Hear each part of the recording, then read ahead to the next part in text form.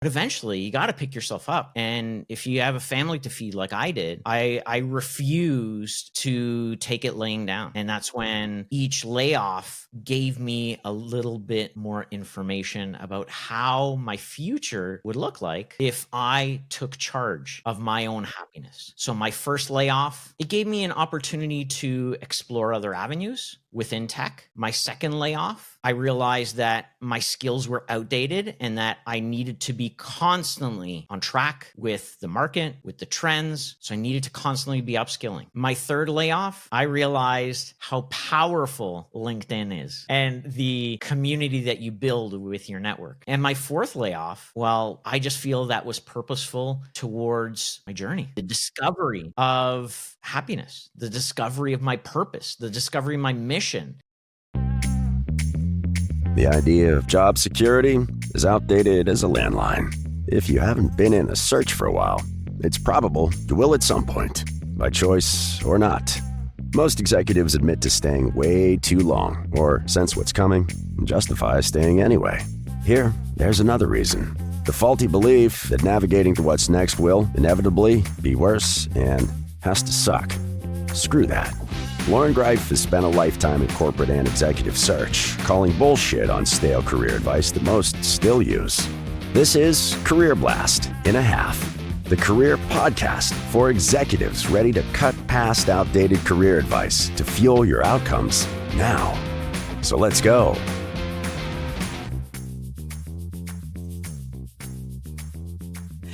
Oh my goodness. We have to do a podcast and stop laughing. It's almost impossible to stop laughing and smiling, right? when you're in the studio. I don't even know what to do. Antoni Tzavelas, you're like known for your Yes. bow ties. You're also known for making work environments happier places to be. You're also here to talk about your blueprint, and I'm so excited for that and all the speaking engagements that you are clearly gracing the stages with. Thank you.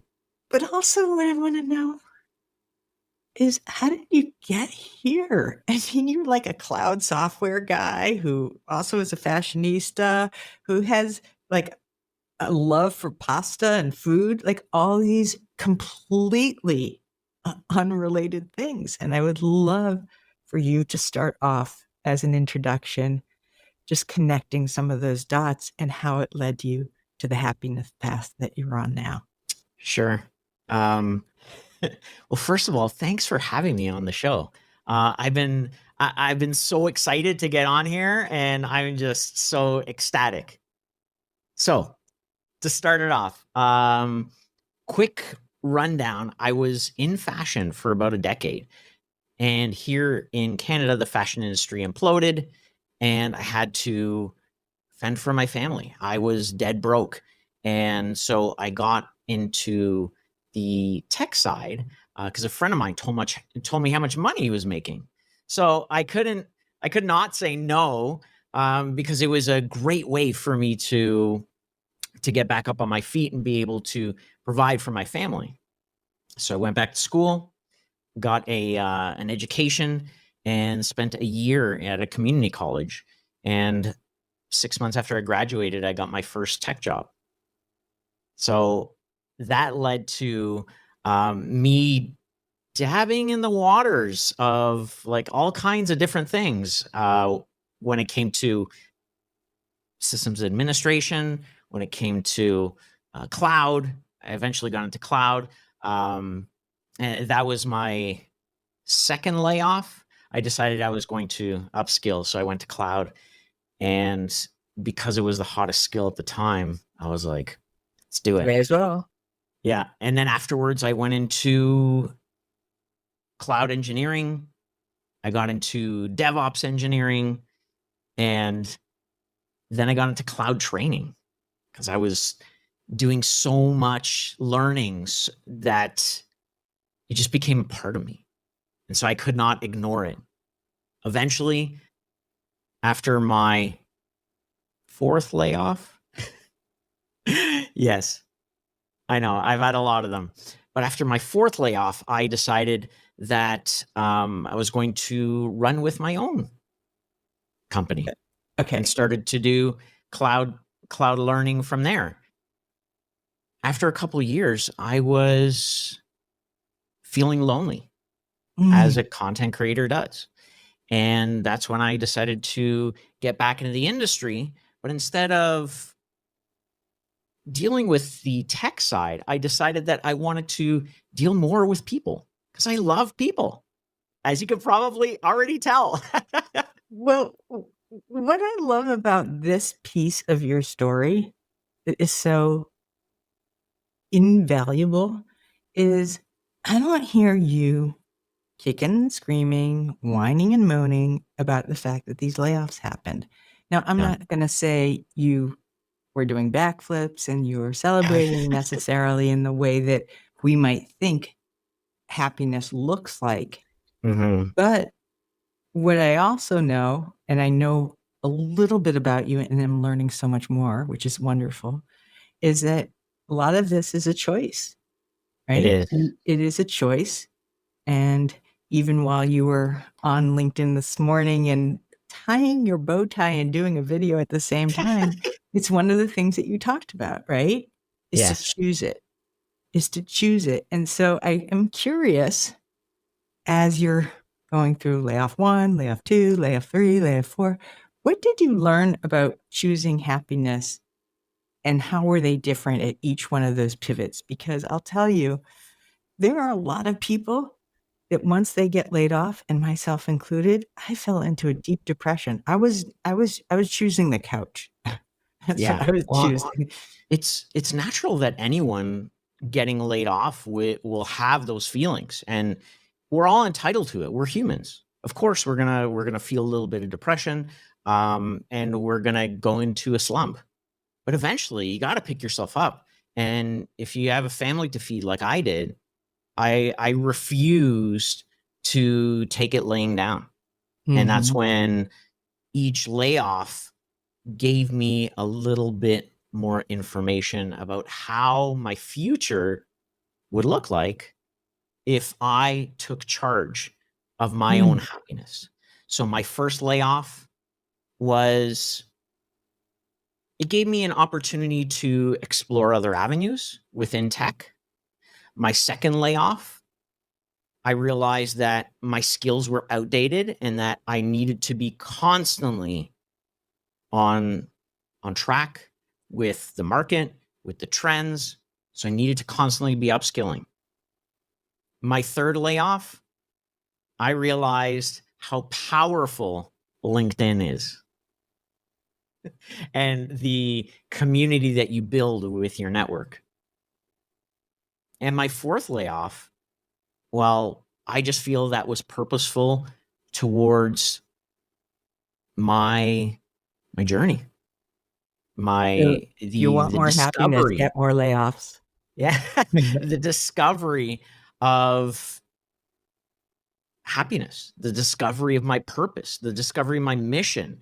And sometimes life throws these things at you because it's saying you're not supposed to be doing this. You're supposed to be doing something else. And you're going to get laid off because you're being pointed in a different direction. So Totally. sometimes, it sucks that it happens, but it's also a blessing in disguise. And we have to look for those learnings and those blessings to be able to accept the fact that yes, this has happened and this has happened for a reason. I know.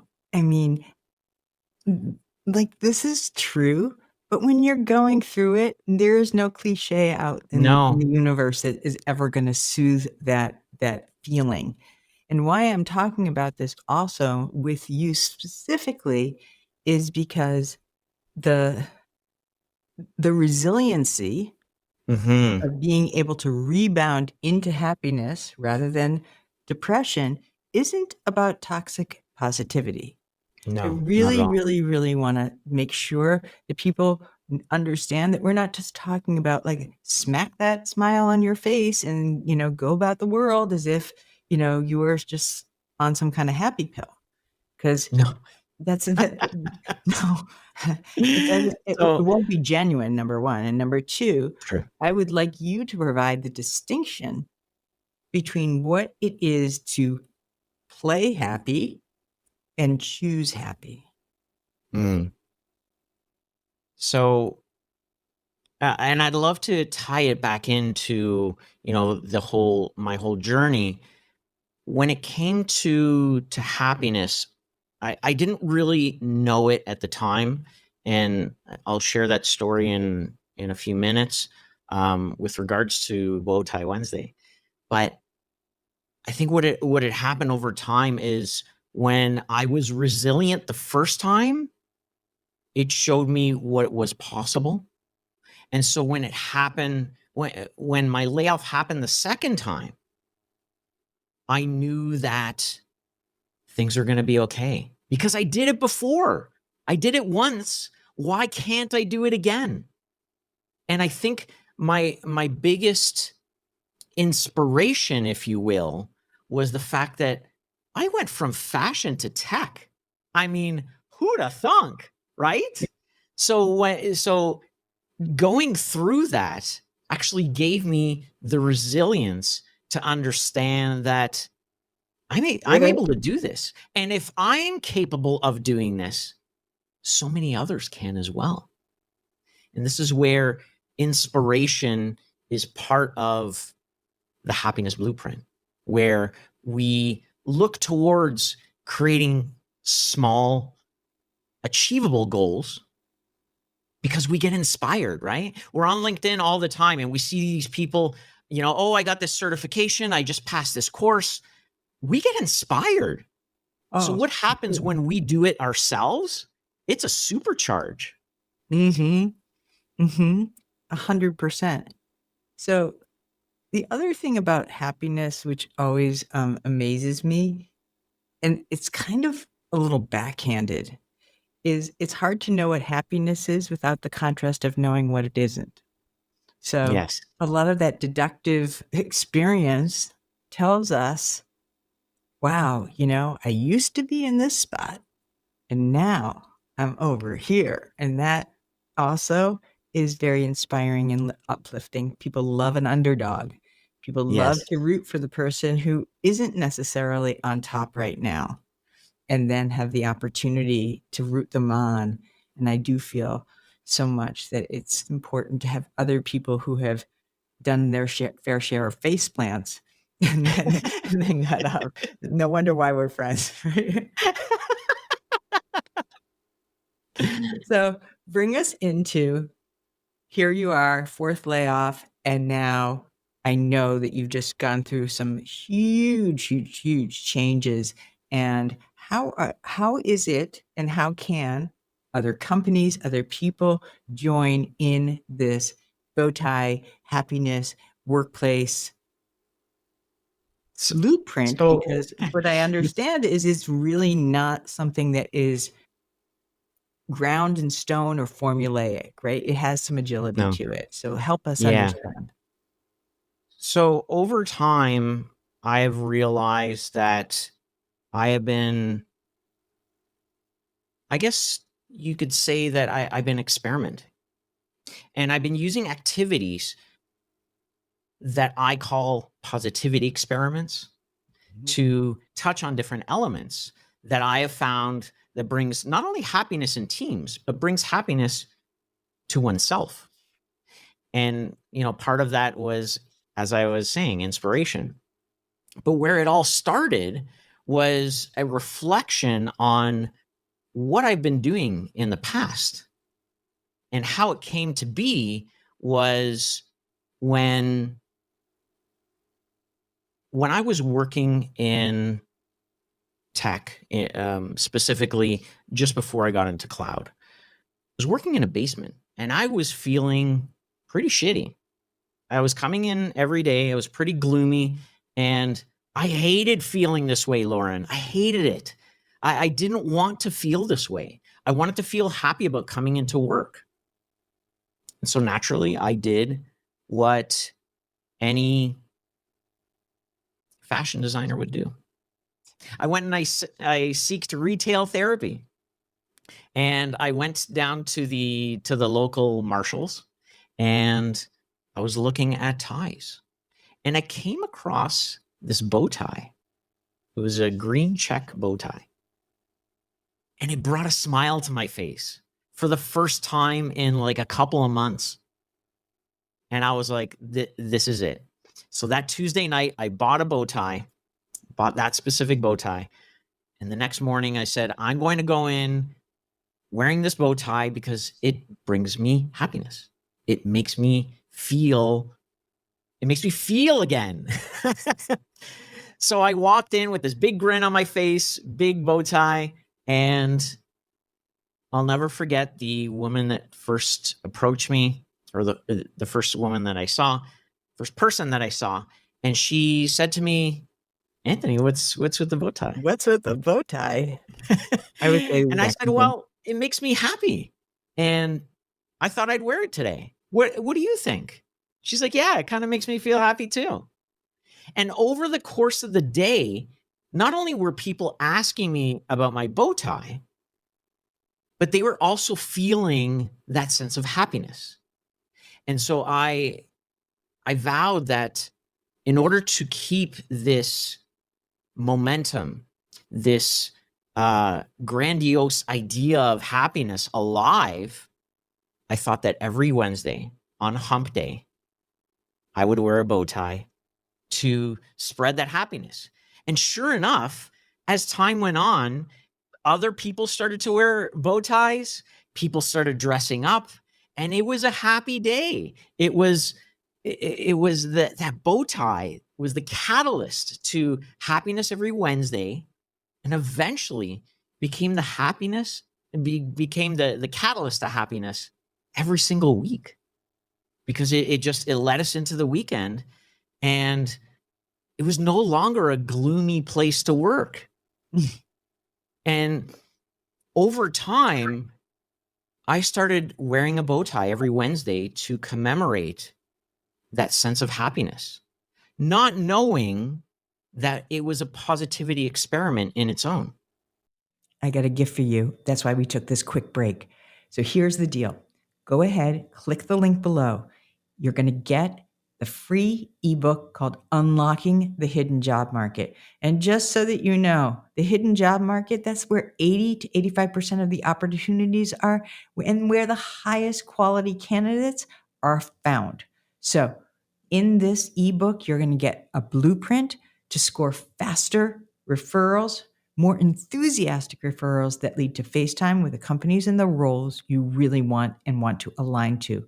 Plus, the same 6 exercises that we use with my private clients to build your roadmap to career mastery. So, if you want to access the hidden job market where the highest quality candidates go, just click the link below and we've got you all set. So, let's get back to the show. Let's talk about this experiment. Let's Sure. talk about what's happening in the lab and what is also materializing in real life and the chemistry that is going to be causing in cultures across the world. Because this isn't just like this little idea. This is so important. And I'd love you to talk about happiness that you are going to be sharing from your blueprint and on the stage as if this was a live audience and we are all just taking our seats. And what do we need to know? Because let's just face it, I need to caveat this one. Okay. There are a lot of people that are not skipping to work on Monday, right? That's so true. So true. And they're not, if they are skipping to work on Monday, maybe by Thursday or Wednesday, they're like, okay, how much more time is it until the weekend's going to show up and I can get out of this place? So, Right.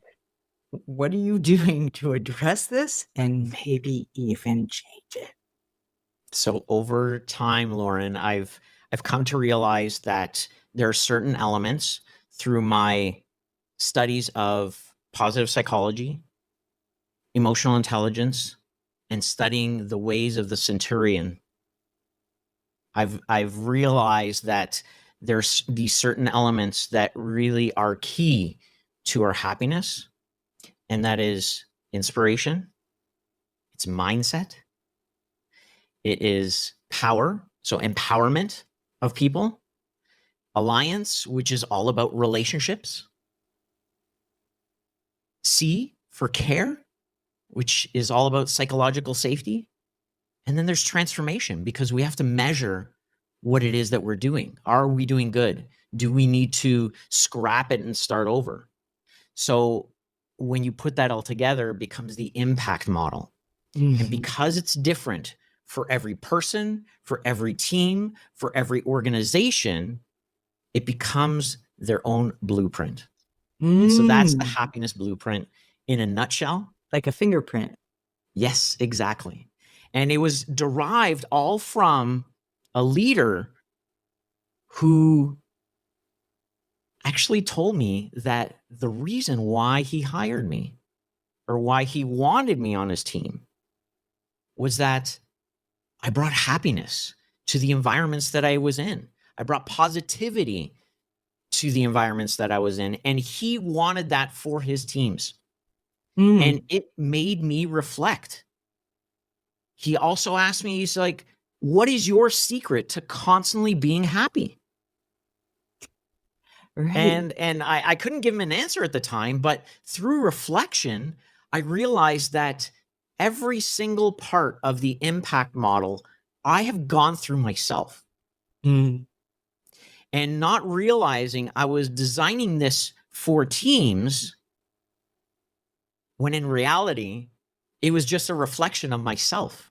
And Sure. when it comes down to it, we can't change people. We cannot change teams, but we can change ourselves. And when we change ourselves, we start to model what happiness, what positivity looks like for other people. And when they feel that joy, when they feel that sense of happiness, they want in. They're bought in. Why are they going to look for anything else? This is so hitting me between the eyebrows. And part of it is because I'm very open about this. My personal story is, I'm recovering alcoholic. I have nearly 19 years in May. And I remember when I first came into the program, and I was like all pissed off. Oh, they don't understand me, and if only they would just change this and do that. And somebody said to me, "Why don't you just be an attraction, not a promotion? Why don't you just act better and stop doing X, Y, and Z? And guess what? Your life is going to get better." And I was like, But thankfully, I was so good and desperate. And I also had a lot of accountability partners around me. So they were like, oh, that's not really an attraction. So I had some good police people. And what I know today, and I think in my world, the highest compliment I've ever gotten is somebody said that my nickname should just be called Good Aura. And I was like, I I'll love take that. it. I I'll love take that for you, it. Lauren. I'll take it any day, because I don't really want to be that person. And guess what? For all of you listeners, I'm not going to take away your feelings, and nor is Antoni. No. Never. But I will tell you, it's not fun to be around. Yes. And that's a great point that you brought up, Lauren, because I was talking about that today.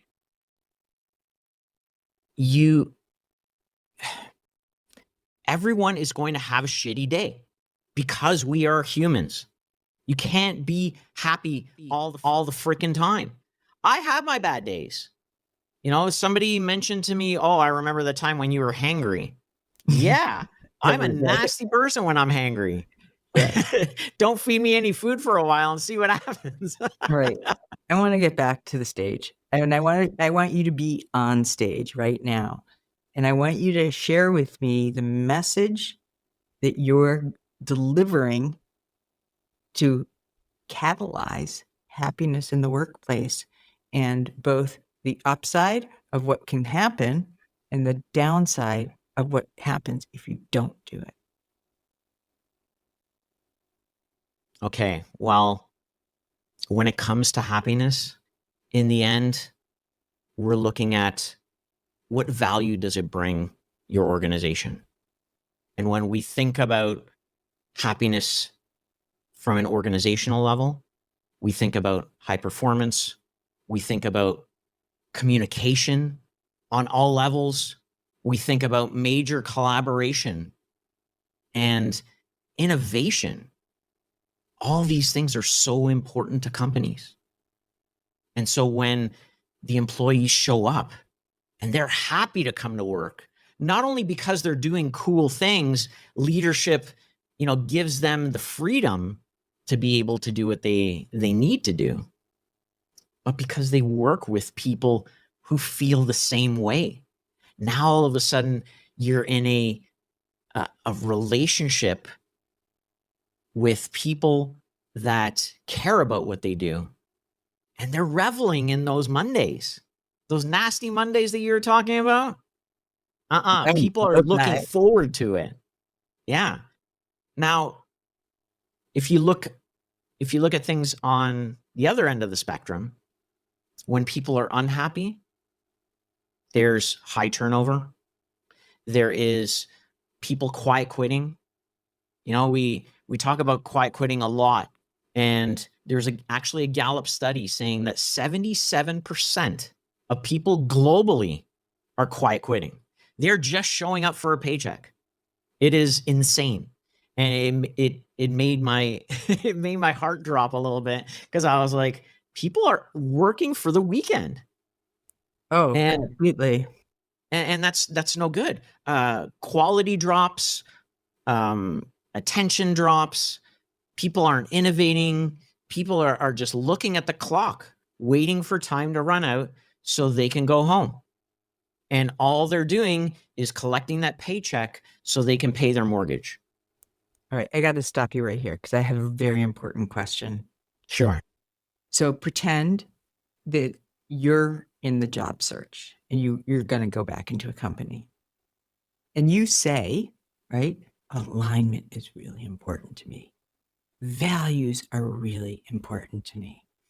Mission is really important to me, because all these things, they create a level of fulfillment and happiness. Now, how do you source for that? How do you check yourself when the going gets tough and the tough gets going and it's month after month after month, and now you're thinking, that happiness thing, it's not so important. I got to put food on the table. I got to get this job going. So when push comes to shove, how do you prioritize happiness so that you aren't one of those people who's going to go back in and work for the weekend? That's a great question, Lauren. And I've asked myself that many, many times. There are times where values didn't align. Company values did not align with mine, and I quit on the spot. Like, we're talking, I'm 6 months in and I'm out. Sorry, we're done. I don't have a backup plan, but I refuse to live like this. Now, I know a lot of people don't have the luxury of doing that, or they don't have the confidence or skill sets to be able to just pick up and go. So what I would say to those people is, ask yourself, what am I here to learn? This moment is a learning opportunity. What am I supposed to be learning in this moment? When you find out what it is that you're supposed to learn, that's when things will turn. It's happened to me every time, Lauren. When you find out in those difficult situations, your learning opportunities, magically things happen as they are supposed to. Either a job will show up, you'll get a promotion, things will happen in your life because you've spent the time to understand why are you there. Mm-hmm. Yeah, it's like the chapter is completed, right? It served its purpose. It did what it was supposed to do. So, And the the hardest thing to do is to stand in the fire and look at why you're there, and taking that time to actually reflect and see all those learnings. That's the hardest part. But what comes out of it is the resilience that I was talking about earlier. And that resilience, it gives people courage and confidence. So that way, the next time that happens, they're able to be in the moment, analyzing what has happened and being aware, being self-aware of what's going on. And then the happiness has more power than the non-happiness. Exactly. Right? It kind of tips the scale. Yeah, and also people start to realize what matters to them. Some people, they're working 10 hours a day, not because they have to, but because they want to climb up the corporate ladder. But then you have to ask yourself, is the corporate ladder more important to me than spending time with my child that's growing up, that's going to the park without his daddy, and he's saying, "Daddy, please come to the park with me. Sorry, I got to work." I'm using this as an example because that's exactly what happened to me. I was too busy working to realize that my family needed me. My child needed me. Every daughter needs their mother.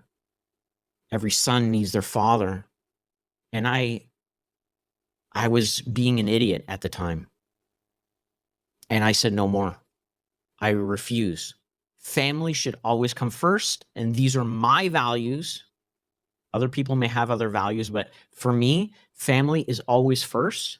And I will do whatever I can to protect that, to uphold that, and to make sure that I uphold my end of the bargain as being a father, as being a husband, and a loving parent.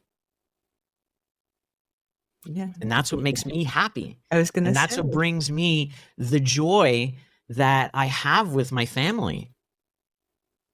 All the rest is all the rest, right? Exactly.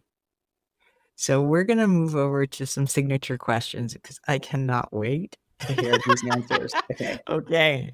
So I have a feeling I kind of have a little bit of an idea of the first one. So I love to ask these questions because what I've learned since is that our listeners are writing these down and creating their own Post-its from different speakers. So I have a bunch of them, and this is the one that I've been having lately, that it says, "This is happening.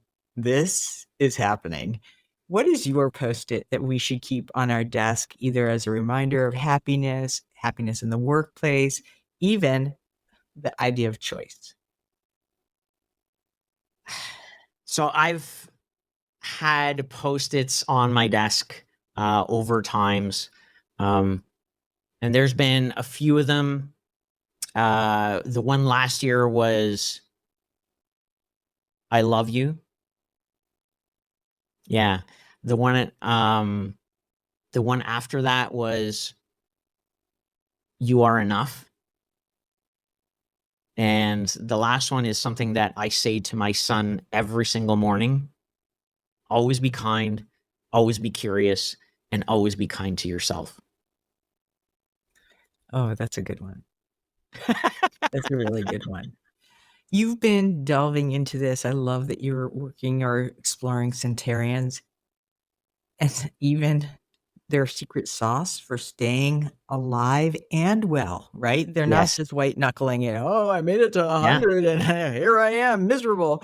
So what literature, books might we want to explore that you have torture test for us? Okay. So there's a bunch of things. So Arthur Brooks, really good stuff. Go to arthurbrooks.com. He has a whole bunch of information. Really, really great. He's a professor at Harvard on, positivity, and he's amazing. Martin Seligman, the father of positive psychology. Yes. I took his Coursera course. Absolutely amazing. Anyone can take it for free. So yeah, exactly. You don't have to sign up if you don't want, the grading, but yeah, it's great stuff. Sean Acor, he wrote the book The Happiness Advantage. Really great book. What else? I was inspired by there's a Netflix documentary on the Blue Zones where they go into the lives of the centenarians. My big brother was actually inspired by that, and he was like, I'm eating a lot of bread, and now I'm inspired to make my own bread. And what happened was he actually inspired me to make my own bread. So now we're on this bread journey together, and we're eating healthier, we're living better, and yeah, it's like there's so much information, Lauren, to just being happy. And there's one specific little piece of information that I love to use, and I do this with my son every night. And Martin Seligman came up with this tool called 3 Good Things. And so at the end of every day, you write down 3 good things that happened to you and how it changed you, how it made you feel. And man, after doing this for a month, because I didn't believe it. Like when I first read this, I was like, sure. Okay. So according to Martin Seligman, after 21 days, which is the usual time it takes to create a habit, it causes neuroplasticity in your brain and changes your mindset to be happier. And it can last almost up to 6 months. I was like, get the heck out of here. I don't believe this. So I decided to do the experiment myself. And sure enough, I was like, wow, this is amazing. So, and that was actually one of the positivity experiments that I did with my teams. I went to them and I started to share a moment of gratitude. And in turn, over time, this happened every single day. Every morning, people shared a moment of gratitude and called it the gratitude corner. The gratitude corner. And to this day, a year and a half later, it's still happening. All right. Your walk-up song. I could go on with more stuff, but I know we don't have a lot of time. Oh my goodness. I mean, I'm going to have to go and like steal everything from your library. What is your walk-up song? What is that thing that, like, of all the things, I mean, you probably have playlists and playlists and playlists of like happy songs, but I got to ask you, what's your number one? My number one always goes to Happy by Pharrell Williams. I knew it. It's always a groovy tune. It always puts me in a good mood. It is a groovy tune. Antoni, thank you so much. Thank you for everything that you have done over the course of time. Thank you for reconnecting with me after a big hiatus. And I'm so happy, literally and figuratively, that we're friends and that we are in each other's lives to support each other, because that's what it's all about. And I appreciate you, Lauren. Excited for Bowtie and all that comes with it. So thank you so much. Dearest listeners, happy ears and to you after this episode. And if you liked it, you know what I'm going to say. Don't forget to subscribe and please write us an Apple Podcast review. As I mentioned to you last week, we are now in the top 1.5% of podcasts globally. And you know what? That makes me so happy, not because we're growing, but because people are enjoying this and getting value out of it and changing the way that they think about their careers and work, and not necessarily signing up for any of that like wah, wah, wah. So really, really thrilled to have you as our listeners, and we care about you and love you. If you have any questions, you can always reach me at lauren@portfoliorocket.com. Thank you so much.